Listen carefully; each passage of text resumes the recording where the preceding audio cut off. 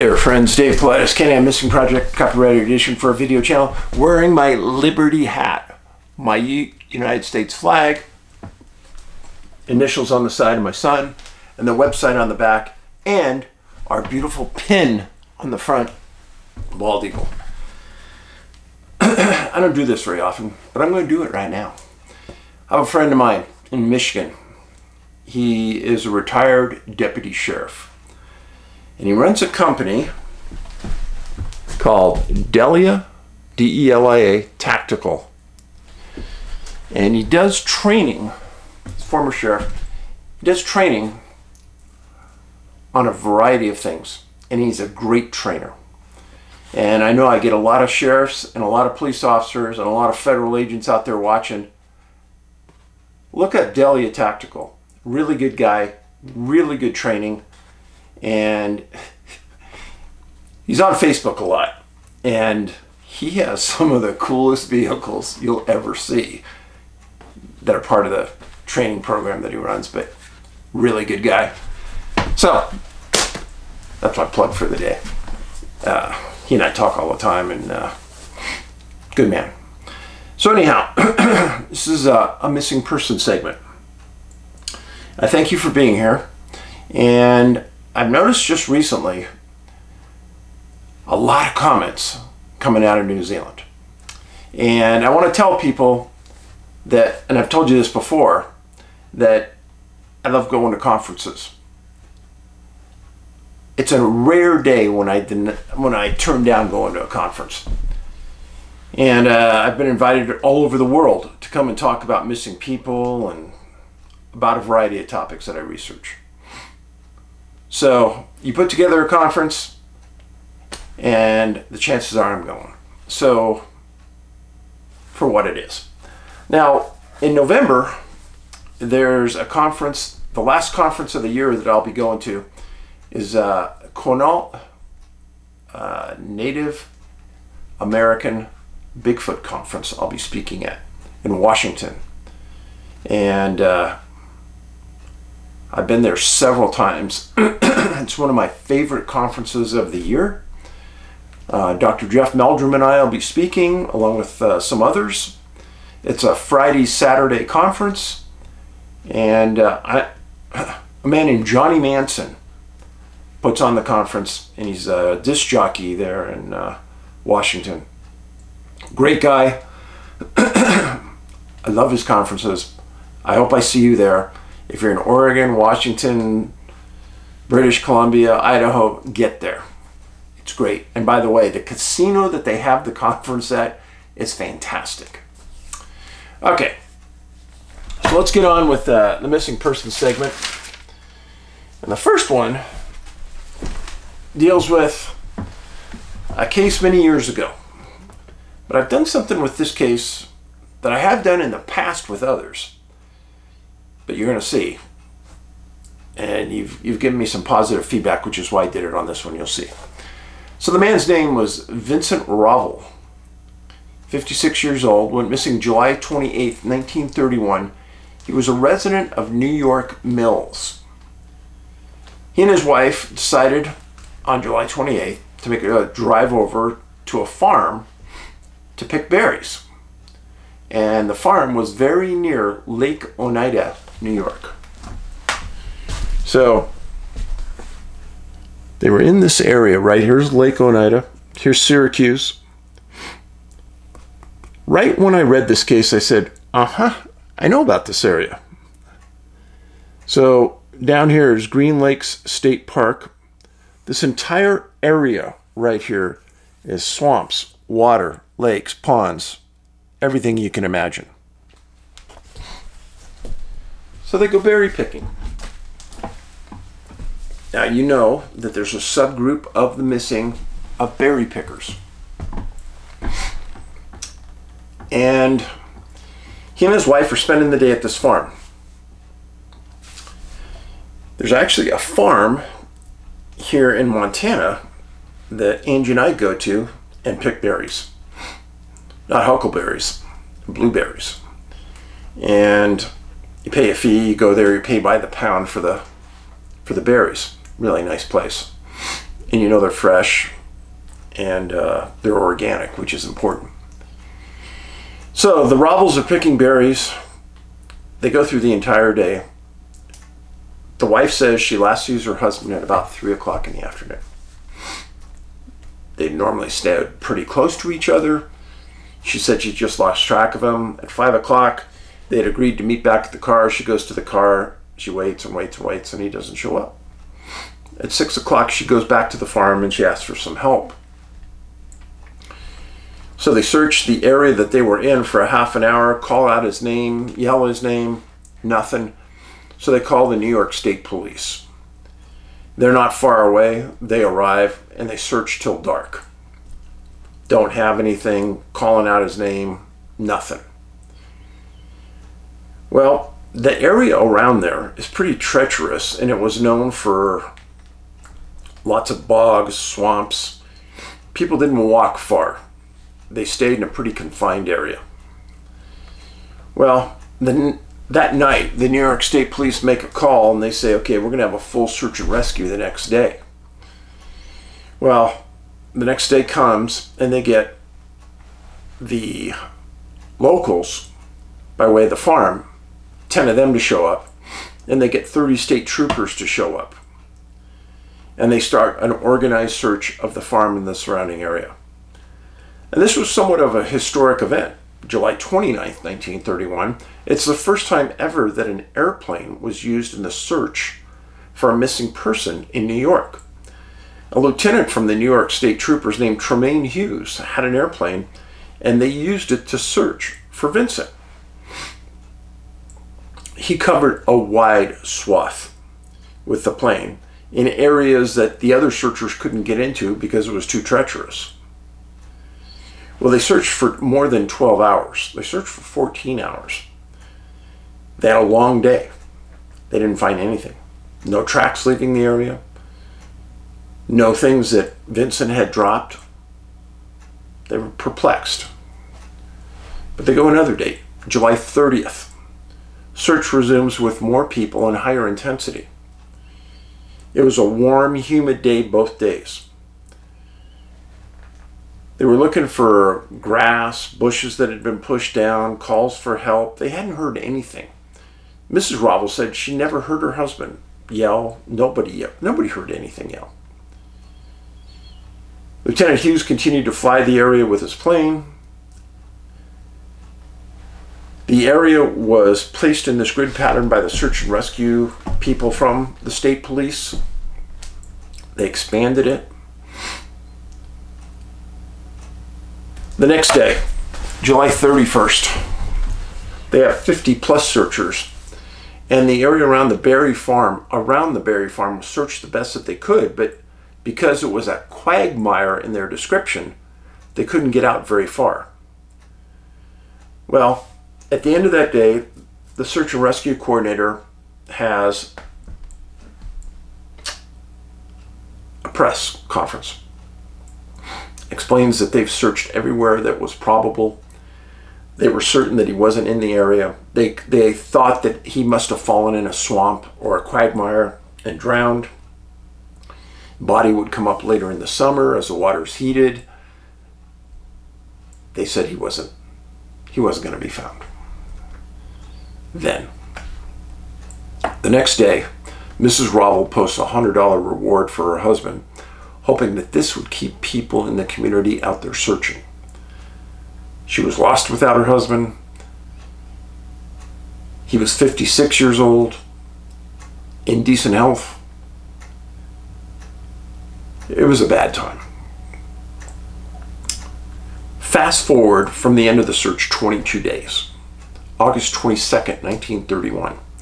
25 days after Vincent vanished. And get this, 12 miles from where he was last seen.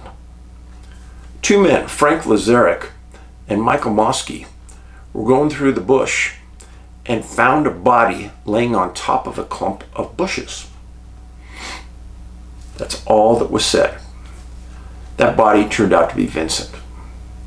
There was no info on what he was or wasn't wearing, and no cause of death was listed.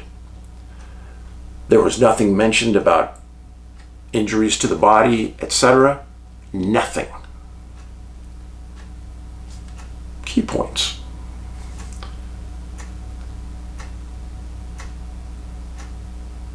It was believed that Vincent fell into a quagmire and drowned. That was the assumption given by the search and rescue people. Why?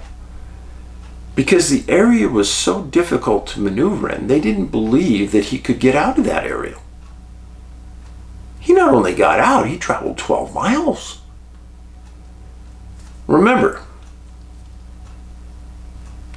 as survivor man Les Stroud said, if you travel 12 miles the way the crow flies from point to point, you actually traveled at least 24 miles.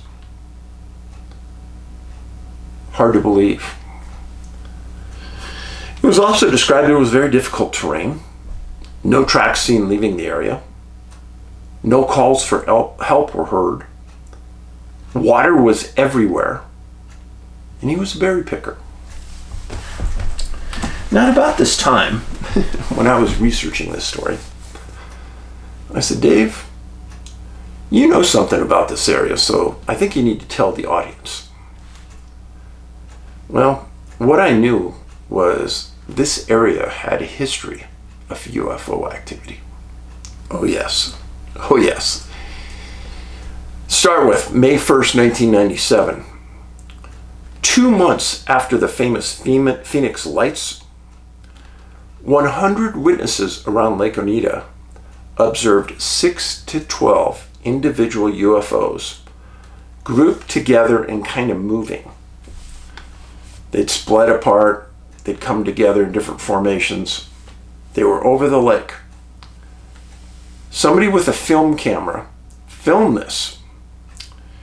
And if you Google on YouTube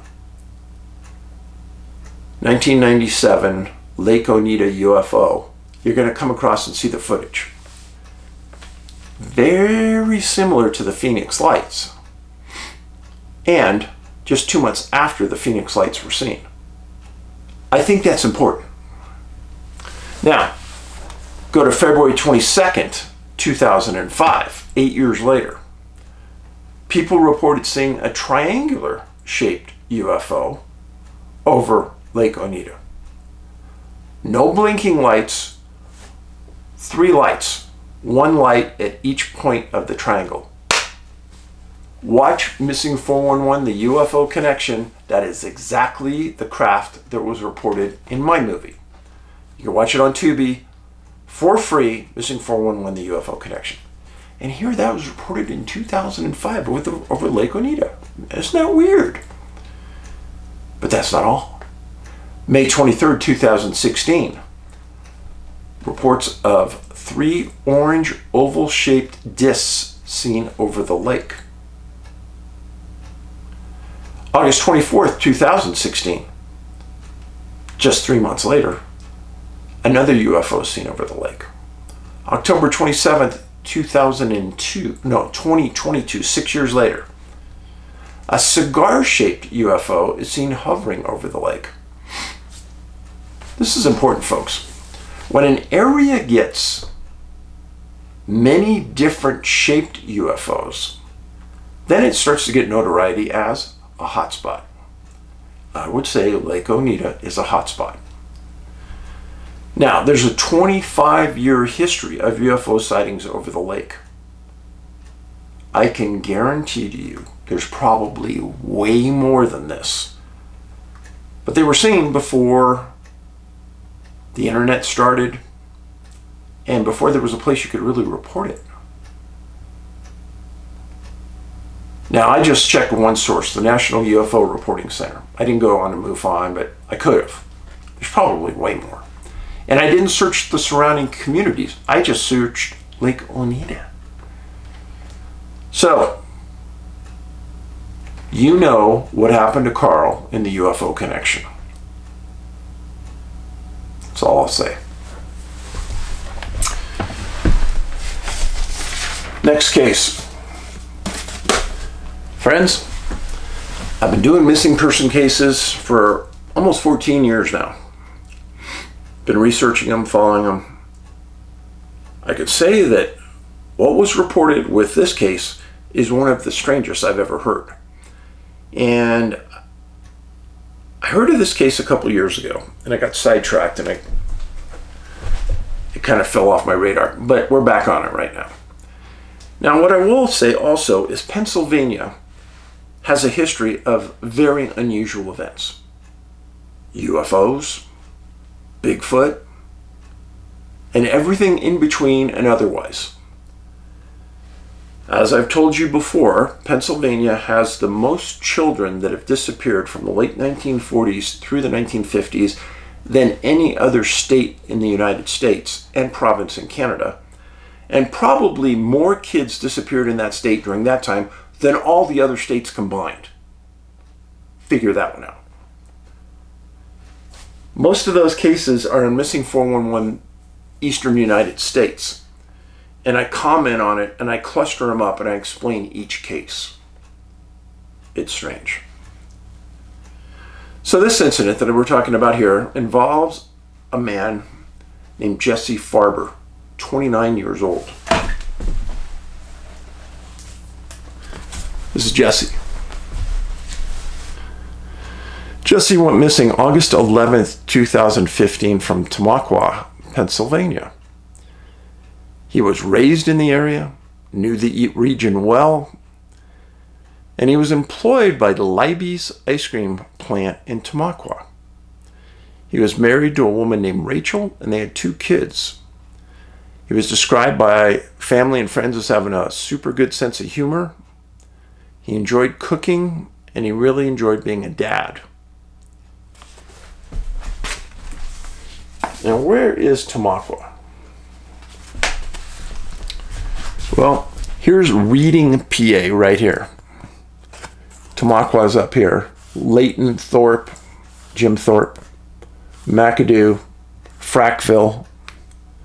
Kind of get the feeling. Leesport, Blandon, Adamstown. It's kind of on the east side of the state. Rural area still today. This case isn't that old. I mean, it's only 9 years old. Well, Jesse was supposed to have worked at the ice cream plant on August 11th. And he's last seen at about 7 p.m. walking near the S-curves on the outskirts of town. So here's Tamaqua. And there are these slight S-turn curves in the road. And he's last seen right in that area on Valley Road. Not that far out of town. This is the high school right here. He's walking. Now, oddly enough, his grandma lives out here, and he'd been staying with the grandma off and on, and thought was maybe he was going to go see grandma. I don't know.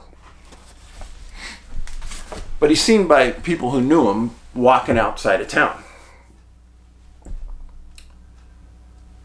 Nobody said anything was unusual. He was just walking. He had a book bag, kind of like a small backpack with him. Well, a short time after that, about 9:09 p.m., Rachel, his wife, receives a call from Jesse saying that he was behind Sharp Mountain outside Tamaqua, kind of near the high school. And he stated he was, pay attention, he stated he was chased by 8 to 10 coyotes. He told her to get a gun, and he was going to climb a tree to get away. He said the phone was going dead. He was losing power. Boom, out. Rachel knew the area. Everybody knew the area.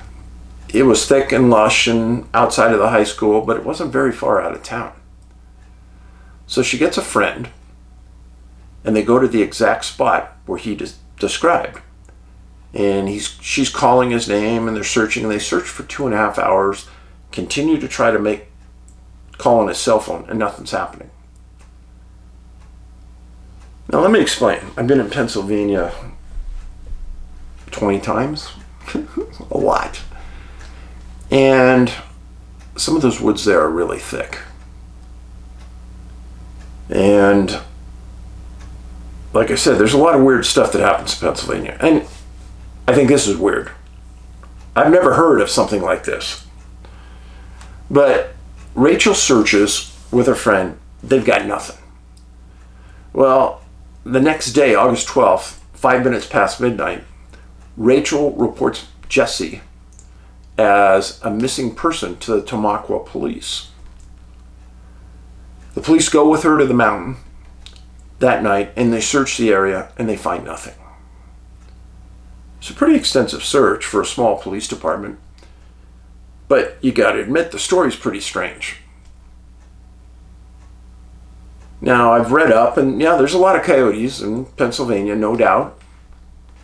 To get chased by a pack of 8 coyotes, I don't know, I guess it's possible. So that night, early in the morning, the Tamaqua police make a decision that they're going to call out a full search and rescue the next day. They were looking in trees when they were out, obviously calling his name. They weren't getting anything.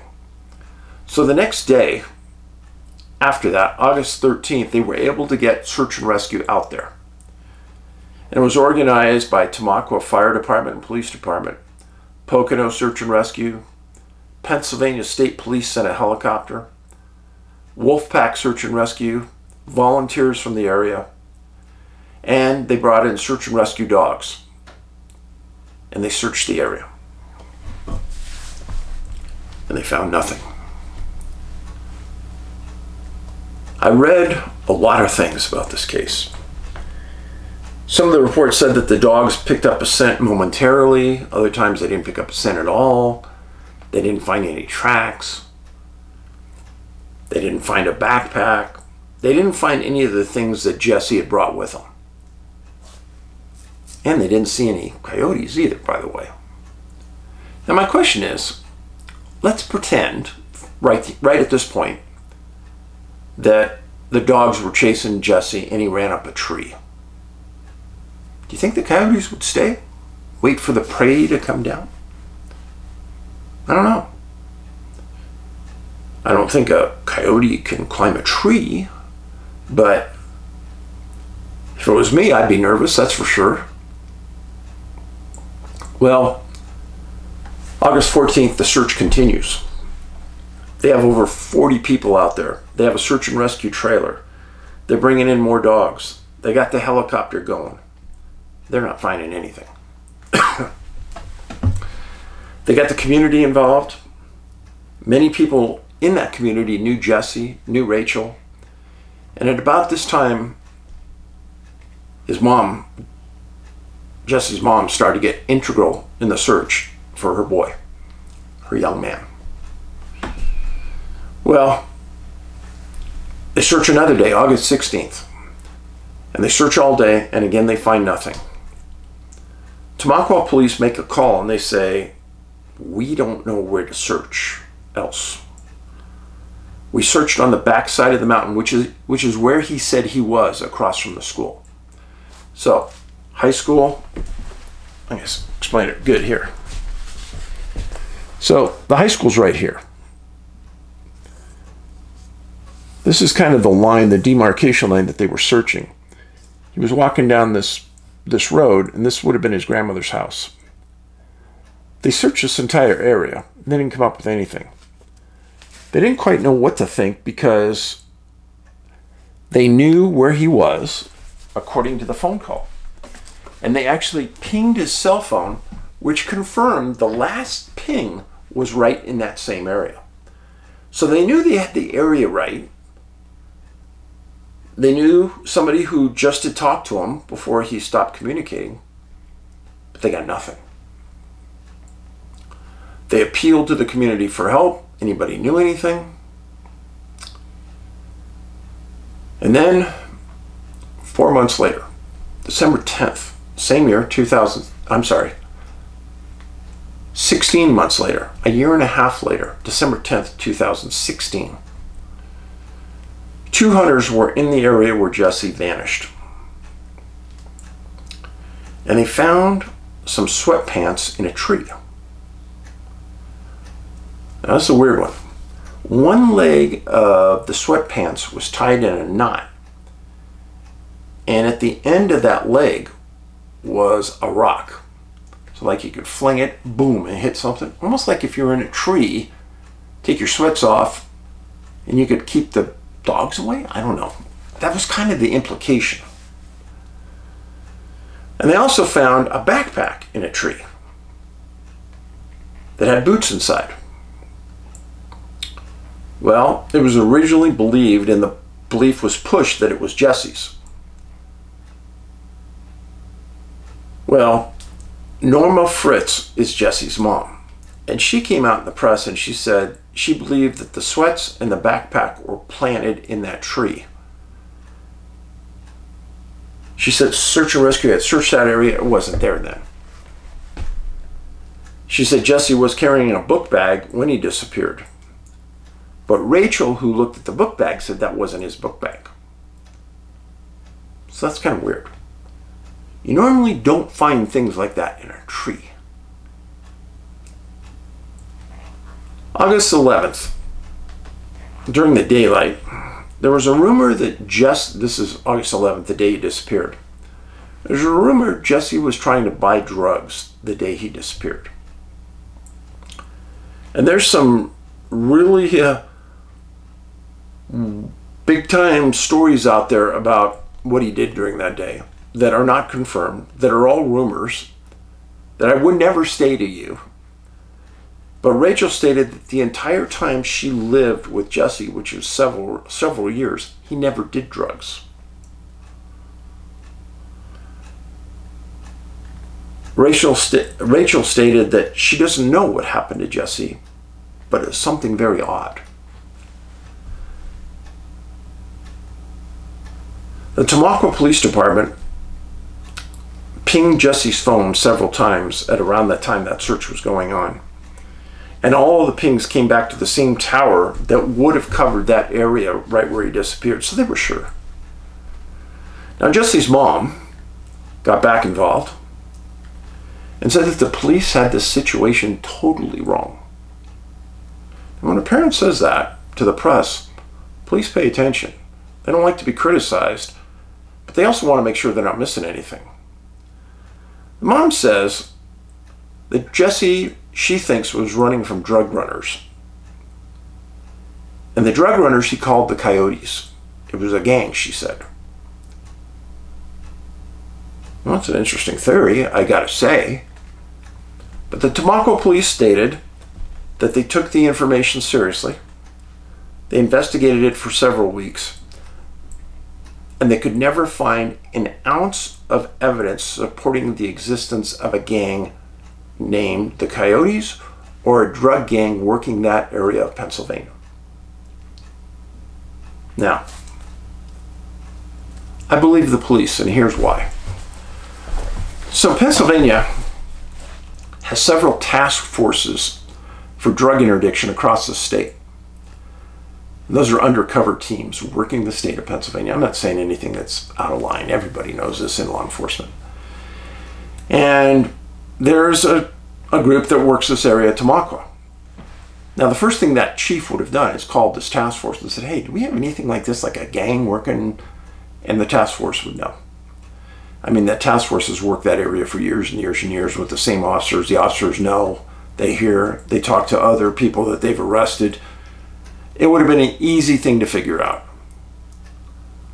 So I understand the mom being concerned, and she's trying to cover all of her bases, but I don't think so.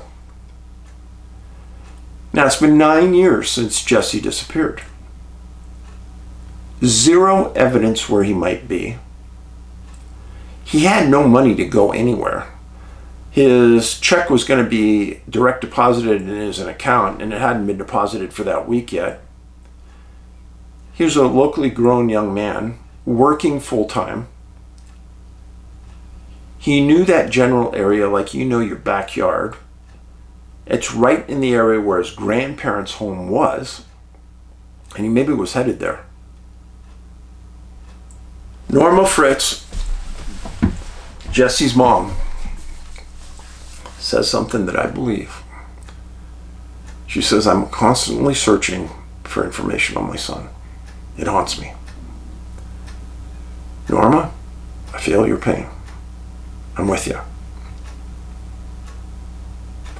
I hope that there's some evidence that comes where Jesse was. Hopefully he's alive somewhere, but I doubt it. I don't know what happened, but when people say a story like Jesse did, that's going to get my attention. Even if there was animal predation involved, he fell out of the tree and the dogs killed him, there would be a bloodbath scene in the area that nobody could miss. That's not what happened here. But those are our two stories for today. I appreciate you being here, and I know I'm going to get a lot of comments about Jesse's case. Oh, but this said that and this said that. If I put in all the rumors, unsubstantiated rumors about these cases, I'd lose all credibility. So unless it's coming from law enforcement, search and rescue, or our family member, I'm not going to put in what some unknown community member says. I'm sorry. So I appreciate you being here. Please make sure you're still subscribed and you're getting your notifications. You can watch my movies, Tubi, T-U-B-I. Just Google it.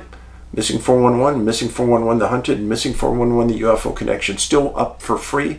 If you want to buy the DVD or any of my books on Bigfoot or missing people, you go to our website, NA, like North America, NABigfootsearch.com. Thanks for being here. Remember, it costs you nothing to be kind. This is the kindness revolution, and a smile can make somebody's day who really needs it. Paulides out.